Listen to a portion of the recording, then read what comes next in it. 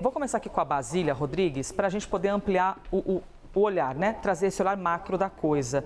De que maneira esses casos aproximam ou não os governadores do Ministério da Justiça? Ou de que maneira isso serve como um combustível para toda aquela discussão de PEC da segurança? Que alguns falaram, vamos conversar, beleza, vamos nos unir, e outros disseram, é um grande absurdo, não precisamos de vocês, governo federal, né? A gente viu que a polarização política deu uma azedada no negócio. O que esses últimos casos fazem com essa aproximação ou distanciamento das autoridades estaduais com o governo federal? Oi, Elisa, mais uma vez, também a todos os colegas que estão aí, aqui em Brasília e em São Paulo. Segurança pública é lugar de disputa entre bandido e policial, mas também de disputa política. E a gente tem cada vez mais uma cobrança popular, já que esses casos ganham notoriedade nacional, sobre o que, de fato, governadores e governo federal estão fazendo para conter a insegurança no país, os recorrentes casos de violência. E aí a gente está falando de uma oportunidade para reabrir num outro clima, as discussões sobre a PEC da segurança pública e o uso das câmeras corporais. Porque ainda que cada estado, né, e isso a nossa Constituição traz como uma responsabilidade compartilhada de estados e União, ainda que cada estado possa decidir, de acordo com as suas realidades locais, como tocar as ações de segurança pública, quando o problema aperta,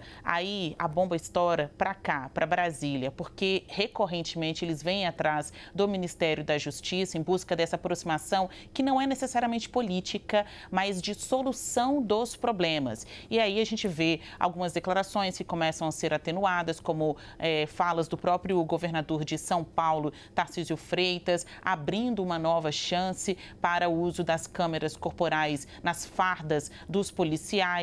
Tem hoje uma reunião dos secretários de Segurança Pública, que é o Conselho Nacional do Secretariado, que é presidido pelo secretário desta área aqui do Distrito Federal, Sandro Avelar, que nas últimas semanas, nos últimos tempos, esteve muito em evidência por conta do caso do homem que explodiu uma bomba e se matou em frente ao Supremo Tribunal Federal. Então, ainda que os estados tenham muita autonomia, nestes momentos de resolver esse caos, que é uma epidemia, é um problema nacional, precisa recorrer ao governo federal. Precisa de uma solução acordada, integrada entre os diferentes homens, mulheres da segurança pública. Aí, o mote político, muitas vezes, é do bandido bom é o bandido morto. Episódios como os que aconteceram em São Paulo, dada a repercussão, a indignação popular mostra que não. Bandido bom não é bandido morto. As pessoas precisam ser, sim, punidas, penalizadas de acordo com as suas ações, as suas práticas criminosas. Aqui ninguém está falando em não punir ou passar a mão na cabecinha de bandido. Muito pelo contrário, se fala de proporcionalidade. Episódios como estes em São Paulo, e a gente está falando de um estado só, mas é muito importante do ponto de vista político, econômico e também de convivência social, de tratativas, de como a população se organiza, mostram que não dá para jogar bandido da ponte, matar quem roubou um sabão dentro do supermercado. Precisa ter proporcionalidade, uso da força proporcional, que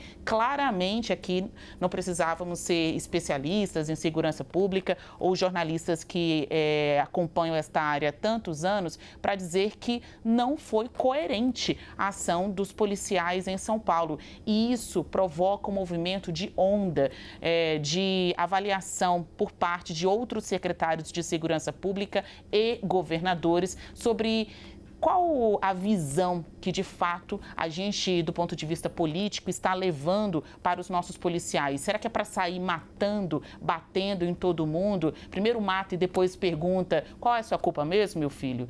Isso está errado. E o episódio em São Paulo tem uma rumorosidade, é tão grande que faz este questionamento bater, sim, na porta de outras unidades da federação. Então, agora a gente ver um movimento de aproximação de governadores com as ideias do Ministério da Justiça. E aí os dois destaques são a aprovação da PEC da Segurança Pública, que é uma coisa muito difícil, mas até o debate estava um tanto interrompido. Agora começa a abrir uma oportunidade de mais diálogo sobre este texto. E, de uma maneira tópica, que é fácil a gente apontar o exemplo, é o uso das câmeras corporais. Estados como São Paulo, Santa Catarina, Minas Gerais, ou seja, aqueles que são comandados por governadores de oposição ao governo federal, tendem a fazer um discurso ou de crítica ou ambivalente sobre o que de fato vão fazer